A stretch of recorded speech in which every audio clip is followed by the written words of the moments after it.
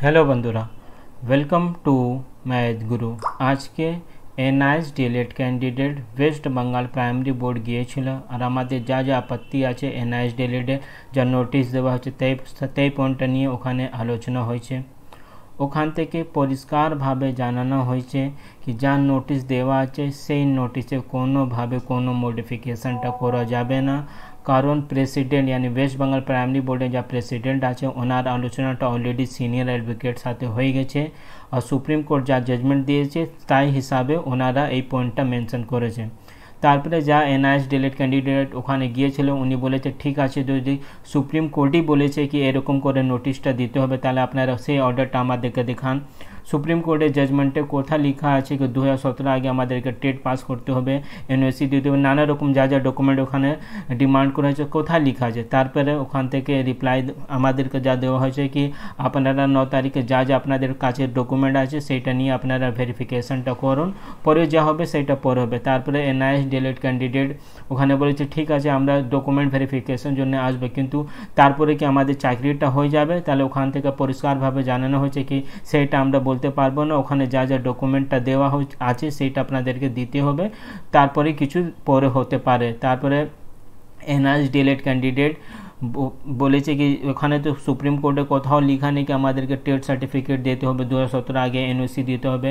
তাহলে West Bengal primary board reply করেছে কি আপনাদেরকে যা করা আছে সেটা আপনারা করুন, দরকার হলে আপনারা আবার সুপ্রিম কোর্টে যান, ওখান থেকে অর্ডারটা নিয়ে আসুন, যেরকম অর্ডারটা আসবে সেরকম আমরা আপনাদেরকে আগে পরবর্তীকালে যখন আবার নতুন অর্ডারটা আসবে সেই হিসাবে আমরা নোটিশটা দিয়ে দেবো। এর মানেটা এই হলো কি আমাদেরকে আবার সুপ্রিম কোর্ট থেকেই নতুন করে অর্ডারটা নিয়ে আসতে হবে নিজের পক্ষে, আর ওখানে যা প্রাইমারি বোর্ড জানিয়েছে। কিন্তু এর আগে যখন ওয়েস্ট বেঙ্গল বলছি আমি সরি, বিহার থেকে বিপিএসসি টিআরই 3.0 রিলেটেড একটা হেয়ারিং হয়েছিল, সেখানে জাস্টিস গবাই স্যার আমাদের ডিগ্রিটা নিয়ে স্পেশালি কারা ইন সার্ভিস আছে, আমরা ইন সার্ভিস আছি কি ইন সার্ভিস নেই সেইটা নিয়ে একটা খুব বড় স্টেটমেন্টটা দিয়েছিলেন। সেই স্টেটমেন্টটা আগে আপনারা দেখুন, 1.5-2 মিনিট ওই ভিডিওটা আছে। তারপরে উনি কি বলে in service candidates who have completed the 18-month DED program conducted by NIOS to so and so.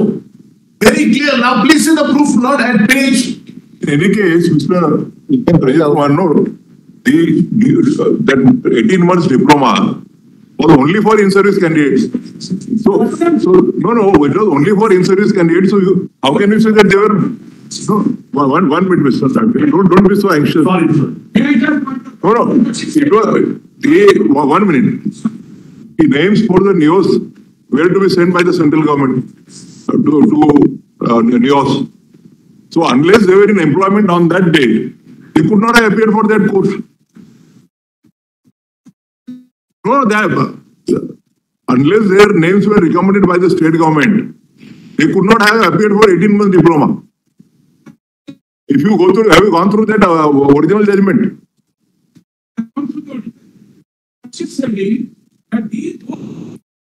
Service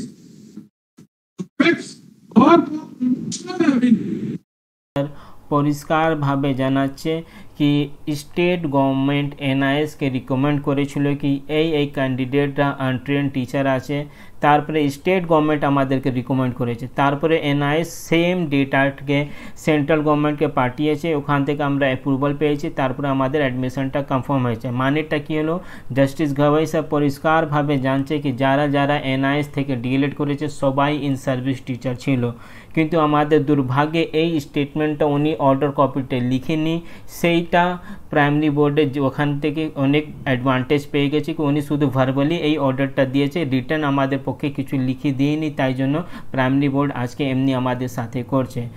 primary board পরিষ্কারভাবে জানিয়ে দিয়েছে কি আপনারা কোর্ট গিয়ে যান, ওখান থেকে কেস করে আসুন, তারপরে যদি নতুন অর্ডারটা আসলে আমরা আপনাদেরকে সেই অর্ডার হিসাবে নোটিশটা দিয়ে দেবো। এর মানেটা হলো প্রাইমারি বোর্ড কাছে টাকা অনেক আছে, কারণ যখন আমরা সুপ্রিম কোর্ট যাব ওখানে তো টাকা দিতে হবে, অ্যাডভোকেট তো এমনি ওখানে দাঁড়াবে না, আমাদের পক্ষ হোক না আগেনস্টে আমাদের প্রাইমারি বোর্ড যে অ্যাডভোকেটকে ওখানে দাঁড়াবে ওদেরকে তো টাকাই দিতে হবে।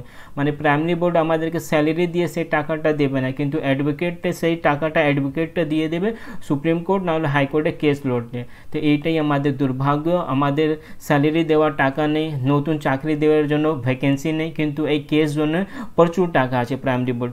নিশ্চয়ই আমি বলছি পাঞ্জাব, কেভিএস অনেক স্টেট ডকুমেন্ট ভেরিফিকেশন নামে শুধুমাত্র ইন সার্ভিস আমরা আছে কি আছে না শুধুমাত্র এক্সপিরিয়েন্স সার্টিফিকেট না হলে জয়নিং লেটার দিয়ে ভেরিফাই করে দিয়েছে, কিন্তু ওয়েস্ট বেঙ্গল আর উত্তরাখণ্ড থেকে সব থেকে বেশি আমাদের সমস্যাটা হচ্ছে। আপনারা দেখেছেন জাস্টিস গবাই স্যার নিজেই অ্যাকসেপ্ট করেছে কি যারা যারা এনআইএস থেকে ডিএলএড করেছে ওরা তো অলরেডি ইন সার্ভিস, তাদের নামই তো স্টেট গভর্নমেন্টই পাঠিয়েছে সেন্ট্রাল গভর্নমেন্টে, কিন্তু আজকে 7-8 বছর পরে স্টেট গভর্নমেন্ট কী করে বলতে পারে কি আমরা ইন সার্ভিস ছিলাম কি ছিলাম না, সেটা ওরা জানে না, আবার নতুন করে ভেরিফাই করতে হবে। শুধুমাত্র একটা ওয়ার্ড আমাদের পুরো জাজমেন্টে আমাদের বিরুদ্ধে শুধু একটা ওয়ার্ড ওখানে মেনশন করা হয়েছিল কি এদেরকে আবার ভেরিফিকেশন করে জয়নিংটা দিতে হবে। এই ভেরিফিকেশন ওয়ার্ডটা যা ওখানে লিখে দিয়েছে সেইটাকে প্রাইমারি বোর্ড নিজের পক্ষে হাতিয়ার বানিয়ে নিয়েছে আর আমাদের বিরুদ্ধে ওই ভেরিফিকেশন ওয়ার্ডে যা যা আমাদের বিরুদ্ধে হতে পারে সেই কাজটা করেছে। কে ইনস্ট্রাকশন দিচ্ছে কেন এরকম ওয়েস্ট বেঙ্গল প্রাইমারি বোর্ড করছে সেটা আমি বলতে পারবো না, আপনারাও জানে আমরাও জানি কি কেন এরকম কাজটা করা হচ্ছে।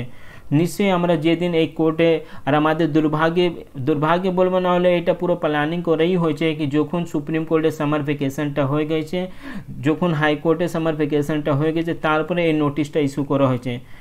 সুপ্রিম কোর্টে জুলাই মাসে 10 না 8 তারিখ এক্সাক্ট ডেটটা জানি না, কিন্তু সুপ্রিম কোর্ট সামার ভ্যাকেশনটা শেষ হবে জুলাই মাসে, মানে মাঝখানে এই মাস পুরো মানে জুন মাসটা পুরোপুরি সামার ভ্যাকেশনে বন্ধ থাকবে সুপ্রিম কোর্ট। নিশ্চয়ই ওখানে কোনো খুব ইম্পর্ট্যান্ট ম্যাটারটা হলে ওখানে সামার ভ্যাকেশনে হিয়ারিং করা যায়। তো আমি আশা করছি যারা West Bengal primary board West Bengal NIS DElEd candidate আছে ওরা চেষ্টা করছে কি এই সামার ভ্যাকেশন মধ্যে আমরা কি করে হিয়ারিংটা করাতে পারি, কারণটা আমরা উত্তরাখণ্ডে যখন এরকম একটা কেস হয়েছে এই সামার ভ্যাকেশন মধ্যেই ওরা একটা হিয়ারিং করিয়ে নিয়েছে। আপনাদের Biswanath versus the state of Uttarakhand একটা নতুন যা কেস হয়েছে কন্টেম্প অফ কেস, আর ওদের প্রাইমারি বোর্ডকে অলরেডি নোটিশটাও চলে গেছে কি এমনি কেন করা হচ্ছে, তাদের নোটিশ রিপ্লাইটা কখন হবে সেটা দেখতে যাবে। আর Uttarakhand versus the Vishwanath case next hearing ডেটটা জুলাই মাসে অলরেডি ডেটটাও ফিক্স করা হয়েছে, কিন্তু আমাদের আগে থেকে জানা ছিল না কি এমনি আমরা প্রবলেমটা ফেস করব। আর নোটিশ পরে আমরা দেখেছি কি আবার এট লাস্ট আমাদের একটাই অপশন আছে আমাদেরকে আবার সুপ্রিম কোর্টে গিয়ে কন্টেম্প অফ কোর্ট কেসটা ফাইল করতে হবে। আমি আশা করছি এই সপ্তাহের মধ্যেই কন্টেম্প অফ কোর্ট ফাইলটা হতে পারে আর চেষ্টা করা যাবে কি কোনোভাবে সামার ভ্যাকেশন আগে যদি কিছু হিয়ারিংটা হয়ে গেলে আমাদের কোনো প্রবলেমটা সলভ করা যায়, কিন্তু আমি হতে পারে অনেকরা বলবে কি আমি আবার নেগেটিভ কথাটা বলছি, কিন্তু মিনিমাম 2 থেকে 3 মাস আবার আমাদেরকে এই কোর্টে নিয়ে এই চাকরির জন্য আবার কোর্টে কেসে আমাদেরকে লড়তে হবে, কারণ জুলাই মাসে সামার ভ্যাকেশনটা শেষ হবে তারপরে একটা ম্যারাথন হিয়ারিং না হলে কমপ্লিট হিয়ারিং আমরা দেখতে পারবো। যদি এই মাঝখানে কোনো হিয়ারিংটা হয়ে যায় যেরকম আমি উত্তরাখণ্ডে দেখেছি, তাই জন্য আমি বলছি উত্তরাখণ্ডও যখন হিয়ারিংটা হয়েছে খুব বেশি হিয়ারিংয়ে কিছু হলো না, শুধুমাত্র নোটিশটা পাঠানো হয়েছে ওদের রিক্রুটমেন্ট বডিটাতে। যদি আমাদের এই স্টেট থেকে কন্টেম্প অফ কেস এই সপ্তাহের মধ্যে যদি ফাইল হয়ে যাবে তো আমাদের একটা হেডিংটা যদি আমরা পাবো তো শুধুমাত্র নোটিশটা পাঠানো হবে, এর থেকে বেশি আর কিছু হবে না যতদূর আমি জেনেছি, কারণ উত্তরাখণ্ড আর ওয়েস্ট বেঙ্গল কেসটা অলমোস্ট সিমিলার আছে, তো উত্তরাখণ্ড কেসে সেরকমই হয়েছে।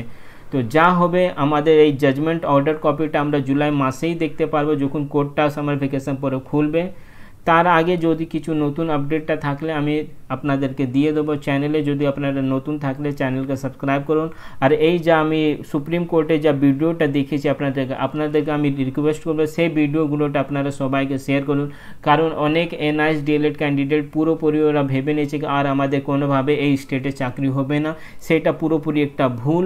কারণটা ওয়েস্ট বেঙ্গল প্রাইমারি বোর্ডটাও জানছে, ওয়েস্ট বেঙ্গল গভর্নমেন্টটাও জানছে কি অ্যাট লাস্ট আমরা সুপ্রিম কোর্ট থেকে জিতেই যাব, কোনোভাবেই আমরা জিতেই যাব, কিন্তু শুধু একটু আমাদেরকে আবার 2-3 মাস আমাদেরকে অপেক্ষা করতে হবে। তো তাই জন্য আপনারা খুব বেশি নেগেটিভ ভাবুন না। আমরা আশা করছি আমরা 1-1.5 বছর থেকে এমনি লড়াই লড়ছি, তো 2-3 মাস আবার আমাদেরকে লড়াই লড়তে হবে আর আমরা সুপ্রিম কোর্ট থেকে যেয়ে ওখান থেকে উইন হয়ে আমরা আসবো। আর আমি আগে আপনাদেরকে জানিয়েছিলাম যদি আপনাদের কোনো মিনিস্টার লেভেলে আপনাদের কোনো ওখানে রিকোয়েস্ট করতে পারলে অনেক ভালো হবে, যদি মিনিস্টার থেকে এই প্রবলেমটা সলভ করে যায় তো আপনারা যে মিনিস্টার আপনাদের বাড়ির পাশে আছে তাদের গিয়ে আর নিজের কথাটা নিজের প্রবলেমটা রাখুন। যদি কিছু নতুন আপডেট আসলে মাঝখানে আমি আপনাদেরকে দিয়ে দেবো। উত্তরাখণ্ড কেসটাও খুব ইম্পর্টেন্ট, কারণ উত্তরাখণ্ড আর West Bengal almost similar case আছে, তো যা জাজমেন্টটা উত্তরাখণ্ড কেসে জাস্টিস গবাই স্যার দেবে, অলমোস্ট সেই জাজমেন্টটা আমাদের কেসে পক্ষ উনি দেবে, সেইটা 100% আমি শিওর। তো আমি আশা করছি আমাদের কেস আগেই উত্তরাখণ্ড কেসের জাজমেন্টটা চলে আসবে। যখন সেই কেসে হিয়ারিংটা হবে, না হলে কোনোভাবে নতুন অর্ডারটা পাস হলে আমি আপনাদেরকে জানিয়ে দেবো। চ্যানেলে নতুন থাকলে চ্যানেলকে সাবস্ক্রাইব করুন। Thank you.